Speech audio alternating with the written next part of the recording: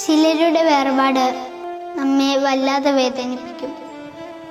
അറിഞ്ഞോ അറിയാതെയോ അവർ നമ്മുടെ ഹൃദയത്തിൽ കയറിക്കൂടിയിട്ടുണ്ടാവും. നമ്മുടെ ആരൊക്കെയോ ആയി മാറിയിട്ടുണ്ടാവും.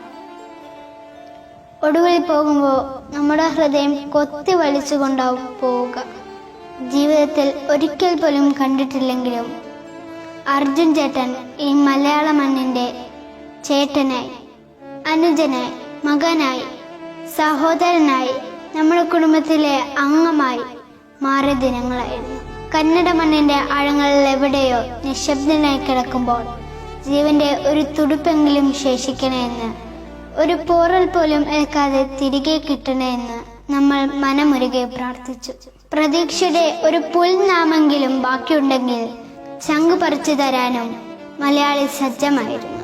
ഒടുവിൽ വിധി എന്ന് പറഞ്ഞ് സ്വയം ആശ്വസിക്കാനേ നമുക്കാകുന്നുള്ളൂ. പ്രിയപ്പെട്ട ഏട്ടൻ്റെ വേർപാടിൽ ആ കുടുംബത്തോടൊപ്പം